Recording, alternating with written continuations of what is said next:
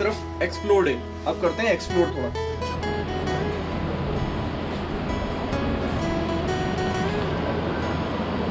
हो गई है एक नए दिन की शुरुआत और आज का जो दिन है वो एक्सप्लोर्ड है। थोड़ा मंदिर की तरफ घूमेंगे, थोड़ी नई नई चीज़ें देखेंगे, फिर भैरव मंदिर भी जाएंगे। तो बहुत सारी चीज़ें होने वाली हैं आज के डे में। निकल के जो हमारा गेस्ट हाउस था, अब आ गए मेन परिसर में। सामने है टेंपल। इतने बढ़िया सूर्यदेव निकल रहे हैं, इतनी अच्छी धूप निकल रही है सावन के महीने में। तो कल था सोमवार, जो रात की आरती हुई वो सोमवार के दिन हुई। आज है ट्यूसडे। ये जो टेंट लगा रखे हैं बेसिकली बरसात से बचने के लिए, जब लाइन खड़ी होती है।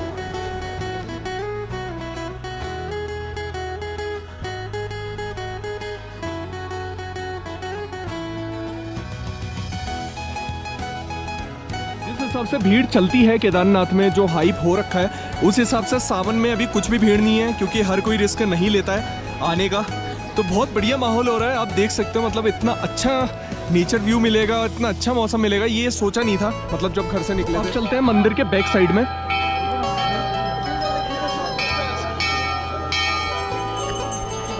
ऐसा क्या कुछ खास है वो मैं आपको दिखाने वाला हूँ। केदारनाथ सामने आप देख रहे हो, वो जो पूरा मलबा जो आ रखा है, गांधी सरोवर जिसे आप लोग छोराबारी लेक के नाम से भी जानते होंगे, तो वो सारा पानी यहाँ से आया। और अब देखो कितना अच्छा काम हो रहा है कि इन लोगों ने प्रोटेक्शन वॉल यहाँ पे लगानी स्टार्ट कर दी है। मतलब पूरी ऑलमोस्ट बनी गई है, अब नीचे का काम चल रहा है। और ये जो ब्रिक्स हैं ये यहीं पे ही बन रही है। और ये पीछे साधु लोगों के जो हैं, साधु समाज के टेंट्स वगैरह। और ये देखो, ये है अमृत कुंड, जो जल अभिषेक मंदिर में होता है उसका जल यहाँ आता है, जो बाबा जी अभी देंगे।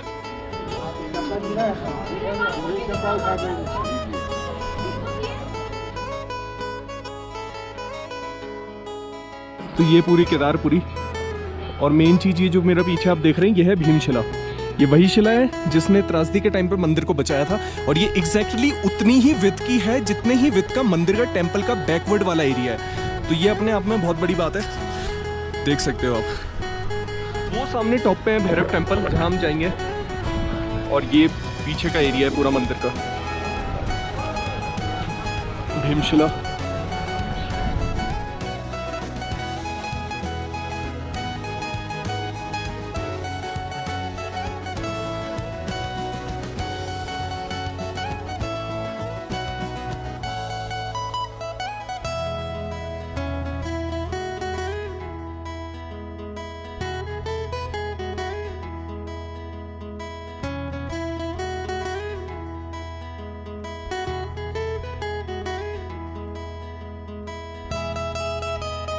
नियम ये कहता है कि सबसे पहले नंदी महाराज की उपासना करें, फिर उसके बाद महादेव के दर्शन करें। हमने जो नंदी महाराज है, जैसे धूप जल रही है वहाँ पे लोग जला रहे हैं, मैंने भी जला दी है। उसके बाद फिर आप महादेव जी के अंदर केदार बाबा के दर्शन कर सकते हैं। देखिए, रुकना और खाना, रुकोगे तो रुकने में 1500 रुपये पर बेड चलता है सीजन टाइम पे, और जब सीजन नहीं होता है तो वो चीज़ कम भी हो जाती है, मतलब 800-1000 तक भी आ जाती है। और खाने का तो यहाँ 200 रुपये प्लेट है। तो इस चीज़ को आप अपने बजट के हिसाब से कैलकुलेट कर सकते हैं और आ सकते हैं। और एक दिन में पूरा ट्रैक आप यहाँ का कर सकते हैं अगर आप ठीक ठाक चलने वाले हैं तो बेसिकली वही है। और लिंचोली में मैंने आपको दिखाया था कि GMBN के वहाँ पे जो है हट्स हैं, तो वहाँ पे आप स्टे ले सकते हैं इन केस अगर आप लेट होते हैं तो। कराए वो चैनल सब्सक्राइब जरूर करें, लाइक करें, कमेंट करके बताएं कि कैसी कैसी वीडियो आप लोगों को चाहिए और किस चीज़ की कमी हो रही है वीडियोस में, वो भी आप जरूर कमेंट करें। यह है कि मैं आप लोगों के लिए मतलब मैं चाहता हूँ कि आप लोगों को पूरी अच्छे से यात्रा दिखाऊं। तो ब्लॉगिंग इतनी टफ है कि मतलब अब धीरे धीरे पता चल रहा है, मतलब खुद के लिए टाइम नहीं निकल पाता है, तो हर समय आपको कैमरे के सामने ही रहना पड़ता है। तो बहुत सारी चीज़ें हैं, तो प्लीज़ सब्सक्राइब जरूर करें। और आगे भी बहुत अच्छी अच्छी वीडियोज़ आती रहेंगी, वो भी ऐसी जगह की जो बहुत कम एक्सप्लोर होती है, तो उस सारी चीज़ों की भी मैं डिटेल आप लोगों को बताऊंगा।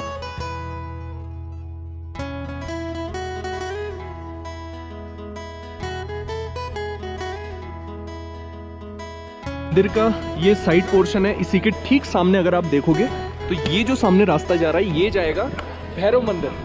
तो अभी हम लोगों को चलना है भैरव मंदिर, तो ऊपर 2 किलोमीटर की चढ़ाई है, तो चलते हैं भैरव मंदिर और करते हैं वहां पे दर्शन। तो ये ब्रिज करेंगे पार, और वो देखो सामने जो रास्ता है वो टॉप में है भैरव मंदिर। और भैरव जी तो हमेशा टॉप पे ही रहते हैं, भी रखवाले हैं यहाँ के। और बहुत सारी चीजें हैं जो मैं आपको ऊपर जाके बताऊंगा भैरव जी की।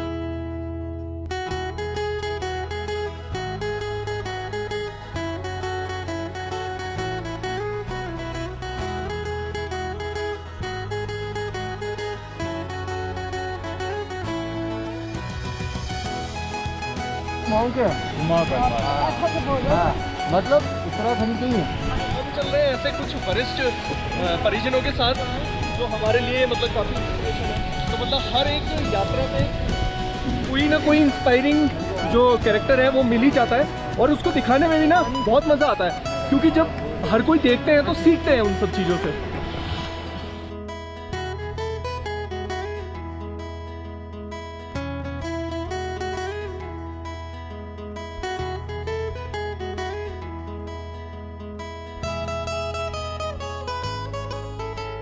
भैरव टेम्पल।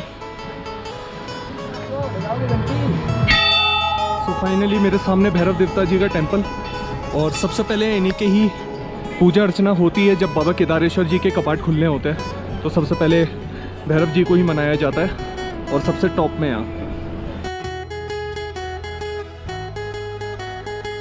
भैरव देवता जी के हुए हैं दर्शन बहुत बढ़िया, और बहुत ही अद्भुत स्थान पे है ये मंदिर, बिल्कुल ऊंचाई पे स्थित है। तो मैंने पहले भी बताया कि इनकी ही आज्ञा लेनी पड़ती है बाबा केदार के कपाट खुलने के लिए।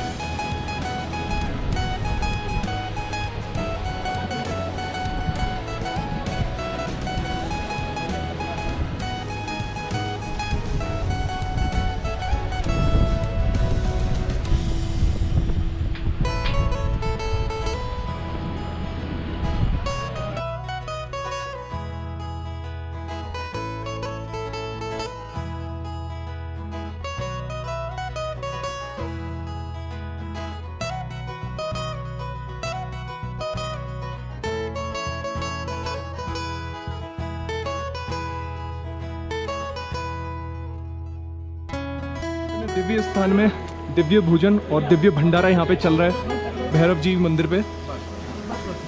अद्भुत सेवा। अब में है हलवा, छोले और पूरी। तो दर्शन हो गए थे भैरव जी के, और भैरव जी से थोड़ा सा ऊपर आए हैं। क्यों? क्योंकि करना है थोड़ा बहुत एक्सप्लोर। नीचे है केदार घाटी, और केदार घाटी से ऊपर वो है तो अच्छा नज़ारा आएगा पूरी घाटी का।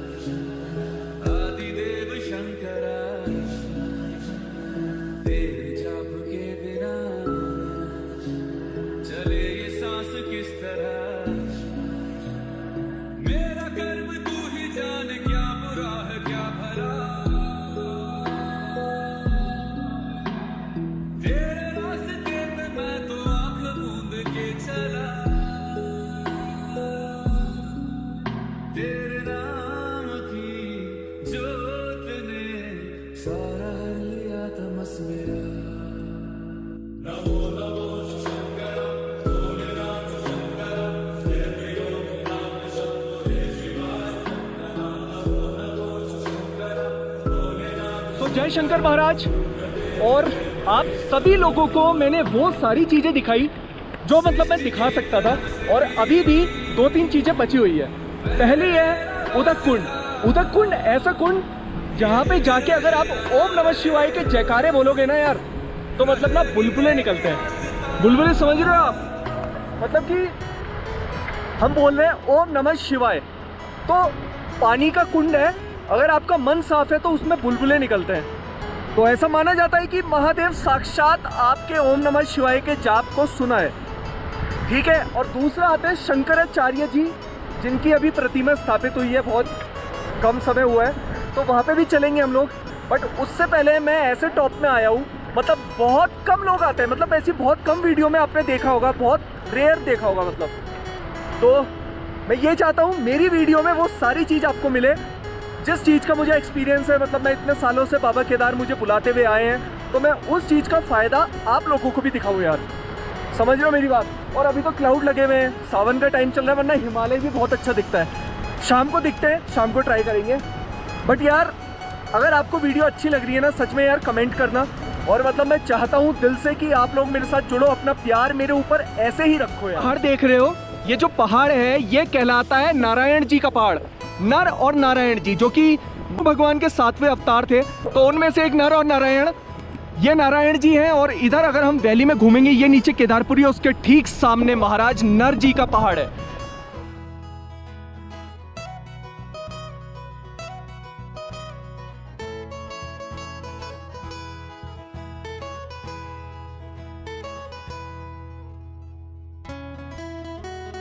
तो जय शंकर महाराज, हर हर महादेव। इस समय मैं जिस जगह बैठा हुआ हूँ वो है श्री भैरव घाटी। भैरव घाटी जो कि नारायण पर्वत क्षेत्र की तरफ है, और नर जो पहाड़ है वो है मेरे सामने जो आप देख रहे हैं, और नीचे बाबा केदार जी का मंदिर।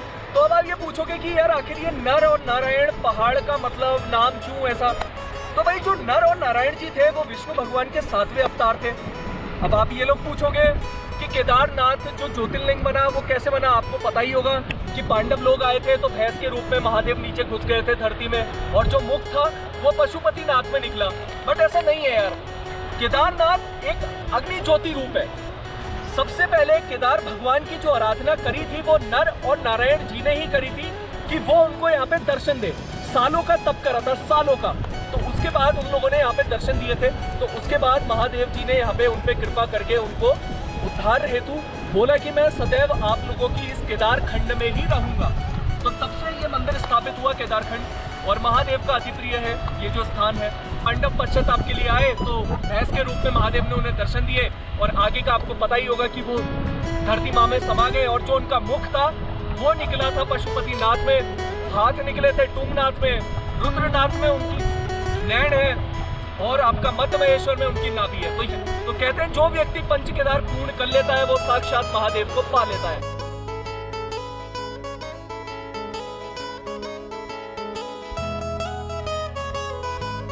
सो मेरे सामने अगर आप देख पा रहे होगे, जो ये वाली जो धारा आ रही है ना, ये सरस्वती माँ आ रही है इस साइड से, मंदिर के लेफ्ट हैंड साइड से, और राइट हैंड साइड से आ रही है माँ मंदाकिनी जी। क्या खूबसूरत दृश्य है। तो गाइस चल रहे हैं नीचे की तरफ को, थोड़ा मेडिटेट करा, थोड़ा ध्यान करा। अब नीचे को चल रहे हैं क्योंकि कुछ शॉट्स अभी आप लोगों को शंकराचार्य जी के पास भी लेके जाना।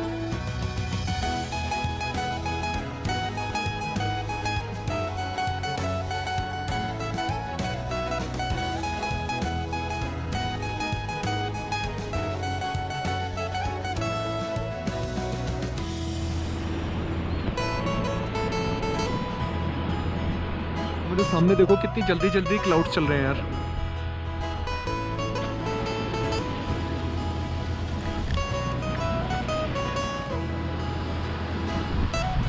ये था भैरवनाथ जी का टेम्पल, और ऐसे ऊपर से चढ़ते हुए हम यहाँ इस वाली रोड पे आ गए। तो बेसिकली हमें जाना है वहाँ नीचे केदारपुरी में।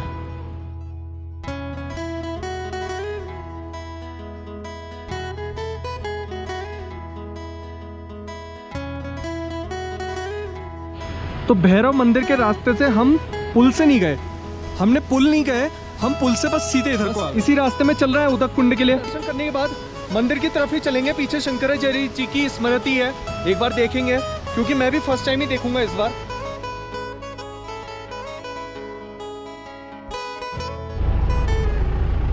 तो मेरे सामने ये है उदक कुंड, और चलते हैं यहाँ पे, एक बार किस्मत आजमा के देखते हैं।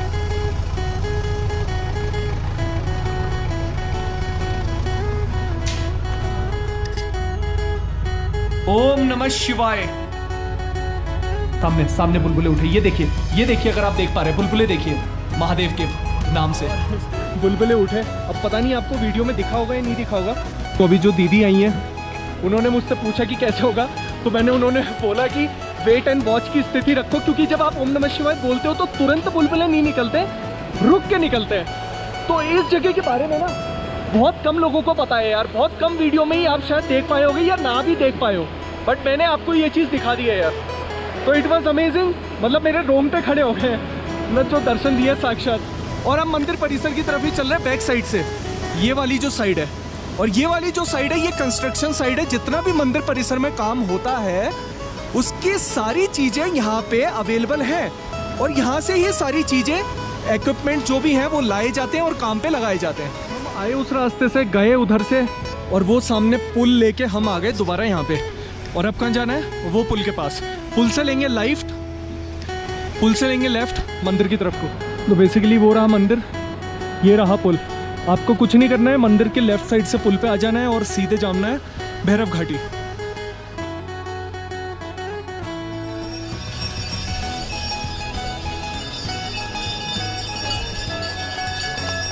आपको कुछ नहीं करना है, हल्का सा यहाँ पे आना है पीछे, और सामने ये भीमशिला दिख रही होगी आपको। भीमशिला के बगल में ही ना ये रास्ता है, बस इस रास्ते से थोड़ा सा ऊपर चढ़ के शंकराचार्य जी की तरफ रास्ता जा रहा है। तो हम चल रहे हैं वहीं, मैं आपको दिखा भी देता हूँ।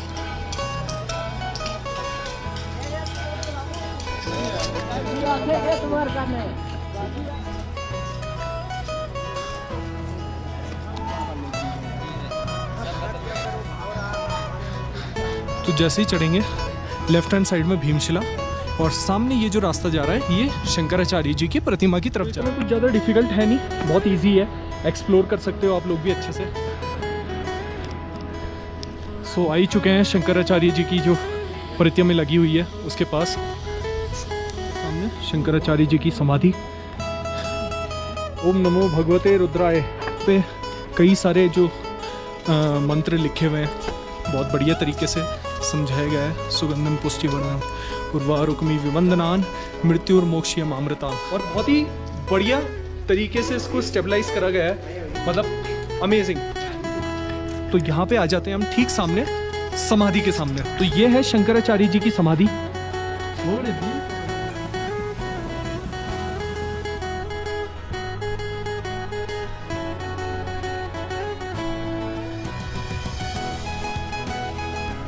जगत शंकराचार्य जी, जिनकी वजह से सनातन धर्म इस्टेब्लिश हुआ, तो इनका बहुत बड़ा अहम योगदान है हमारे सनातन धर्म में। ये ऐसे महापुरुष रहे हैं जिन्होंने भारत को 4 स्तंभों में बांधा, 4 धामों में बांधा, ताकि सनातन धर्म जो है ना वो जागरूक हो पाए। तो इनको हम नहीं भूल सकते हैं। शंकराचार्य जी की कृपा महिमा बहुत अलग है, मतलब वो आए ही इस कार्य के लिए थे इस दुनिया में, और बहुत जल्दी 24 या 25 की आयु में समाधि ले ली थी शंकराचार्य जी ने। छोटे छोटे टेम्पल्स भी बनाए पत्थर से।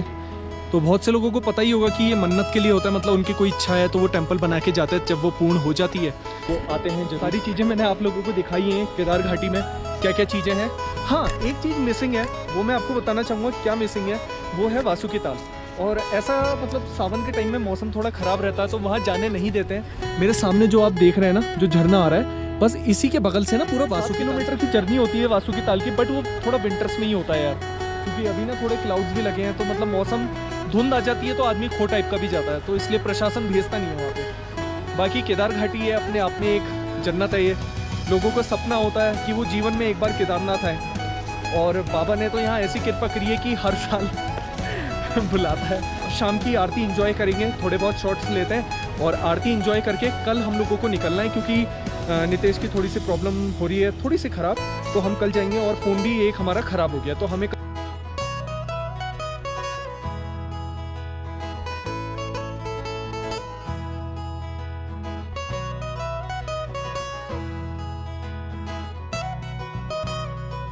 थोड़े थोड़े लग गए हैं बादल, और बादल लग रहे हैं, हल्की हल्की बूंदाबांदी हो रही है। हम लोग आरती के लिए रुके हुए हैं, तो आरती होगी उसके बाद हम लोग रूम पे चले जाएंगे, क्योंकि यहाँ शाम को कोई ज़्यादा रुकता नहीं है, ठंडा बहुत होगा। तो आरती हो गई है शुरू, और हल्का हल्का मौसम बारिश का हो रहा है, और ये लगी है लाइन भक्तों की जो कि अभी अंदर दर्शन करेंगे।